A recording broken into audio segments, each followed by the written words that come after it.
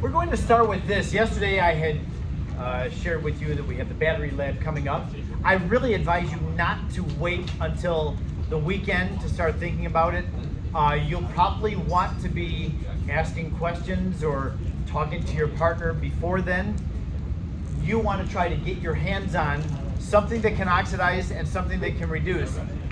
The reduction potential table is going to be a very good resource for that. I would not advise you to just spend a lot of time online doing this. Use these and see if you can come up with things like this. Things that would give a high voltage. Yesterday I had on here that it was going to be a 2-cell, you could use a 2-cell battery, which 2-cell battery would double the voltage. You can have an anode and cathode, then connect it to another anode and cathode. So, but 2-cell batteries are, they're more complex and they're more demanding of the equipment. So we're going to stick with a 1-cell battery for this one. Really doesn't make any difference to you. Everybody will then have a lower voltage, but you just have to be higher than the voltage of the people around you. So yeah, we'll see what you come up with there. Just a quick reminder, I will provide all the equipment in terms of the glassware, containers, wiring, voltmeter. You don't have to bring that stuff in. You just have to bring in your chemicals. If you have a reaction that involves an ion changing to an ion, we have graphite electrodes. If you have a half reaction that requires an acid, don't worry about bringing acid. That's what a lot of times people will bring the concentrated acid for, because they know they have to acidify their one of their compartments. I will provide acid for you. So you just bring in your things that are reacting, and we'll, I'm sure, have everything else. Okay, let me know what questions you come up with for this. There will be, over the next week, there will be voltmeters in the room and wires and glass, stuff like that for you to use. Practice, get some things and bring it into practice. If you want to do well at this, you probably want to do some practice. Sometimes, in fact, every year, I'll have students that show up with a bag of stuff. They don't have any idea what to do with it. They spend the entire hour trying to connect things and figure things out, and they just flounder the whole hour. That's not a good idea. Be aware of what you have to do before you get here that Monday. So now we move on. I've got 2 concepts for you today. One we'll take on before lunch, and then the other one we'll do after lunch. We're going to first be talking about how, so I had told you before that if you have a reaction and its cell potential is positive, then the reaction will be spontaneous. As soon as I say the word spontaneous, I need you to have something go off in your head that says delta G, delta G, delta G. Spontaneous always means that delta G has to be negative. So we have here a slide that gives us the relationship between cell potential, that's that, and free energy. That's Gibbs free energy. So we're looking at the relationship between those two. Okay, now this derivation is going to bring up a quantity that I haven't really tried to take on yet in this class. We haven't needed to. The quantity is charge. Charge is a weird one. I have an awful time trying to define charge. I have a definition of charge up here. It's embarrassingly insignificant, but I can't come up with a better one because charge is hard to define. So let's say, before we get to what is charge, take a look up here. Cell potential is measured in volts. Volt is a compound unit. It's joules per coulomb. Coulomb is the measure of charge. And back when we had our first day with electrochemistry, I was talking about how when you have electrons flowing through a wire, the movement of charge is able to do work. It's a source of energy. Charged objects like electrons moving will be a source of energy. You can take advantage and harness that energy and power things with it. So, and that's where the charge comes in. If I don't have any charge, then I don't have any voltage, and there's no electricity to be used. So work per charge is what the volt does. And so I'm taking this relationship, a volt is a joule per coulomb, and I'm changing it to just symbols. Potential, which is the epsilon there that represents voltage, equals work, W over Q charge. Now, right off the bat, here's our symbol that we use for electric charge, Q. We've used the lowercase q in this class already. Do you remember when? Q equals MC delta T. Is that the same Q as this one? Not even close. They have nothing to do with each other. But whoever decided this, some physicist back in time, they decided, well, I know that Q equals MC delta T, but let's use Q for another thing as well. So here we are. Q is the symbol that we use for charge. All right, so now we have charge in our formula. What is charge? Here's my definition of charge. I am aware. You don't have to judge me and tell me how dumb I am. I'm aware how bad this definition is. Charge is measured in coulombs. Okay, fine, so we have a unit for it. But what is it? Well, 1 mole of electrons. We know electrons are charged. Don't really know anything else about that charge. But 1 mole of electrons has a charge of 96,485 coulombs. Now, that doesn't really define what charge is. Charge is a property of a particle or a unit. It's a property that causes it to be attracted of another particle or unit that has the opposite property. I know that an electron is attracted to a proton because they have opposite charges. What is the charge? Well, I don't know. It's this property that attracts it to other things with the opposite property. It's kind of like a magnetic field. A magnetic field is arrangement of particles so that close to them, they can attract things with the opposite magnetic field. Well, that doesn't really tell you what a magnetic field is. So yeah, I have a hard time defining this. If you're really curious about charge, go talk to a physics teacher or a physics professor and say, hey, what is charge? And they'll start talking and your eyes will glaze over, not knowing what they're talking about. And then, after some time, you can just smile and say, okay, thanks. That's charge. We know it exists. What it is, can't really put into words. But we all know that electrons have charge because they're attracted to things that have opposite charge. So we go with that. Now, this 96,485 coulombs, that is a thing, it matters. It's one of those physical constants like the mass of an electron and the definition of a meter, how long a meter is, and conversion factors and that kind of thing. This is known as Faraday's constant, very much like Avogadro's constant. We symbolize it with a capital F. It's not, the value of it is nothing like Avogadro's constant. That's a huge number. But this is a big number compared to numbers that we're used to. So remember, this number is the charge of 1 mole of electrons. So think about its unit, 96,485 coulombs per mole. That's going to be the unit that we're going to use for Faraday's constant, 96,485 coulombs per mole. So that means that the total charge is equal to the number of moles of electrons times Faraday's constant. And that means I can replace the Q in the denominator up here with moles times Faraday's constant. So I've got voltage equals work over NF. Now the work, I made a little boo-boo on this one. I have too many negative signs here.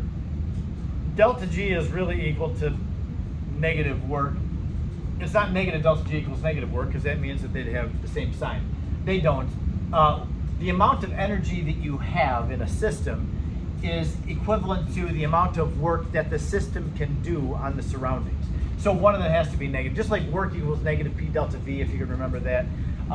They have opposite signs because we're talking about work being done to the surroundings. The same thing is true here. Sorry about my 2 negatives there. So that means that my work up here can be replaced with negative delta G. And so just solving this thing for delta G, we get this. Here's a relationship between delta G and the voltage of an electrochemical cell. That delta G equals negative moles of electrons times Faraday's constant times the voltage. Now the moles of electrons, Um, when we're talking about an electrochemical cell, they always have a redox reaction that goes with them. The N value is how many electrons are transferred from the anode to the cathode in the reaction. How many electrons are given off in the oxidation, which is how many electrons are taken in the reduction. So I'll just go ahead and mention that now.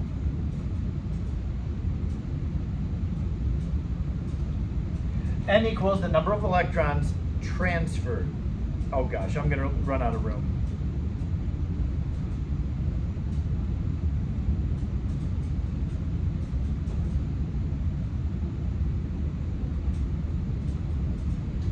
I'm going to make this abbreviating RxN. I used that several times today. RxN is reaction. So N, this N, is how many electrons are given off by the oxidation and taken in by the reduction when they're balanced.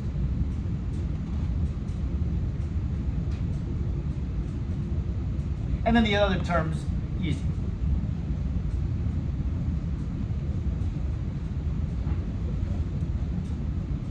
F is Faraday's constant, that's that number. It's a constant. Yep. Yep. Now this is not difficult to use. I have a sample question, example. Are we good with that? Okay. Now the example is a little bit sneaky, so let's see if we can make sense of what it's asking. Calculate the amount of work that can be obtained. When you see that question, how much work can be done by a chemical reaction? Really, you're talking about delta G. Calculate delta G for this thing, because the amount of work that can be done is based on how much energy a system has. That's the delta G term. Okay, so we have a galvanic cell described by this reaction. Well, we know that delta G equals negative N times F times epsilon, which is the voltage. So we're going to have to calculate delta G. We need N, we have F, and then we need the voltage. Well, if we need voltage, we should be able to find it. This is one of the reasons I told you, hey, grab one of these reduction potential tables. We're going to need that. So let's see if we can look at this. This is a little bit of a stinker, this reaction. Every term has Cl in it. And it's only the Cl's that are changing. The sodium is positive 1 on the left and positive 1 on the left, right. It doesn't change. Oxygen is negative, it's in a compound, so it's negative 2 there. It's in a compound, negative 2 there. It doesn't change. The only thing that changes is Cl. So, which term is oxidizing and which term is reducing? Anybody want to take a stab at either one of those? What do you think, Conrad? The Cl to what? To this thing or to this thing? NaCl. Exactly. Good call. All right. Awesome. So this is our reduction.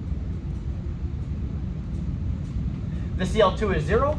The Cl is negative 1. We have a reduction. So that means this Cl must be oxidizing. By the way, here's a nice trivia chemistry word. When you have the same element oxidizing as is reducing in a reaction, that's called a disproportionation reaction. There's a little trivia. Yeah. So I know that Cl2 is becoming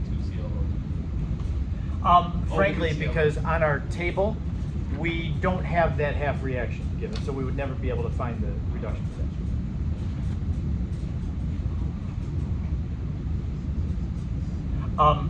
Yeah, that makes this. Now, tell me, what is the oxidation number of the Cl in this one? No? Positive 3. Yeah, it's positive 3. Now, we may be a little bit rusty on finding these, but let's just go through this. Na is positive 1. It's an ion. Oxygen is in a compound. It's negative 2. And so you have two negative 2s. That makes oxygen a negative 4. Positive 1 for the sodium. So when you have a positive 1 and a negative 4, what does that leave for the Cl? Positive 3. Same exercise over here. The Cl, this is not the chlorite ion, and we don't have a negative charge there, it's just neutral ClO2. So if oxygen is negative 2, and there's 2 of them, that makes the chlorine positive 4. So you see how that's an oxidation? Cl is going from positive 3 to positive 4. Yes? Isn't there 2 Cl plus 2? the coefficient doesn't affect the oxidation number of it, but it will affect the number of electrons it's transferred. So you can see that this Cl is losing 1 electron to go from 3 to 4, but there's 2 of them, so it's losing 2 electrons. And this one is, it's losing 2. There's 2 chlorines here. Cl is going from 0 down to -1, but there's 2 Cl's doing it, so both processes are exchanging 2 electrons. The oxidation is giving off 2 electrons, and the reduction is taking 2 electrons. So, that means this. Delta G equals negative N times F times epsilon. We need the epsilon term.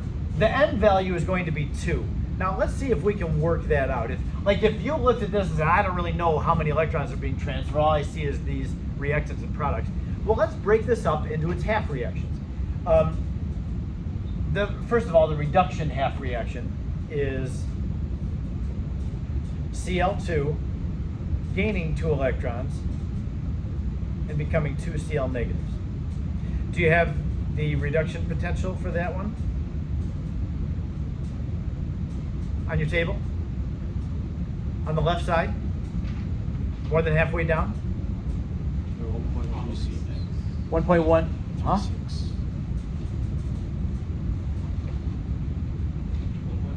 I'm looking for it.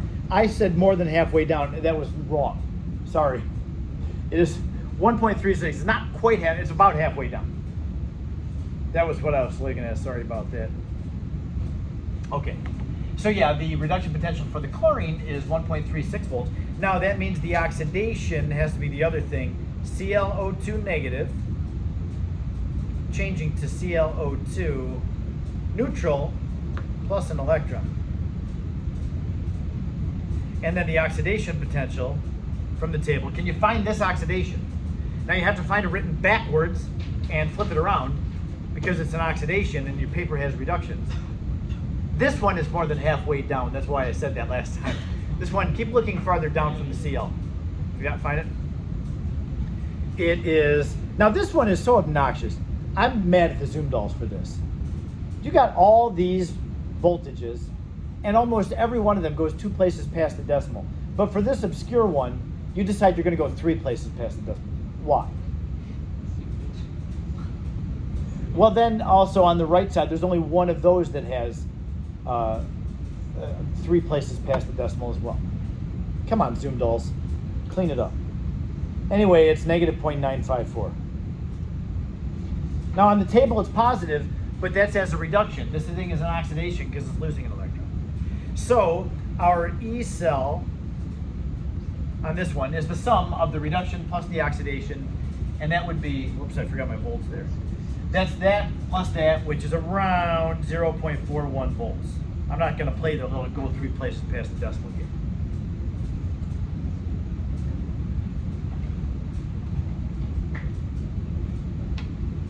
Okay, so what do we have now? We have the epsilon, so we're good there. I'm looking up here. We have the F value, we're good there. Now notice, this makes it easier to see. When you can dissect the reaction and break it up into 2 half reactions, you can see the reduction is taking in 2 electrons, but the oxidation is only giving off 1. So we're going to have to multiply the oxidation through by 2 to get those electrons the same, which means that the N value has to be 2. It's the number of electrons given off by the oxidation and taken in by the reduction. It's got to be the same for both processes. It's 2. Okay? So then, the delta G is negative N, which is 2 moles of electrons, times F, which is 96,485 coulombs per mole of electrons. By the way, memorize that number. It is on your security blanket here. Our equation sheet and constants. Faraday, I was going to say Coulomb's constant. No, it's Faraday's constant. Is here on one of the sides, but I don't want you forgetting it. I need to find where is it, where I'm nervous and I can't see anything, my brain doesn't work. Just put it in your brain. 96,485. If you want to call it 96,500, fine. So there's our Faraday constant, and then times the cell potential, the epsilon, 0.41. Now I know it's volts, but remember a volt is joules per coulomb. And I'm going to put that because let's see what happens to our units. The moles of electrons there in N cancels with the denominator of Faraday, and then the coulombs cancel the coulombs in my volt unit there. So I'm just left with joules. And I should be, because delta G is a form of energy, it should be in joules. Yes? How did you get the 2 moles? Because the N represents the moles of electrons transferred in the redox reaction. And there were 2. Why? How do I know 2? Because looking at this, the reduction took in 2, the oxidation gave off 1, so those 2 have to be the same, so that I'd get them the same by multiplying that through by 2. So Okay. if it was like 2 and 3. If I had 2 and 3, my N value would be 6. Okay. Yep. Thank you for asking that. That's important for everybody to hear. Okay, so when you get this, now we normally give delta G in kilojoules. If you give me the delta G in joules, it's fine. But I mean, conventionally, we always do kilojoules. Yes, Conrad? The 2 moles of the electron. Yes. Because there's 2 to balance it, right? Yes. The number of electrons after the electrons are balanced. That's the N value. Now, Ian just asked, hey, if this takes in 2 and this gives off 3, then you have to make them the same. Your N value would be 6. Yep. Yep. Okay, anybody have an answer here for delta G? Yes, what do you get, Ayush?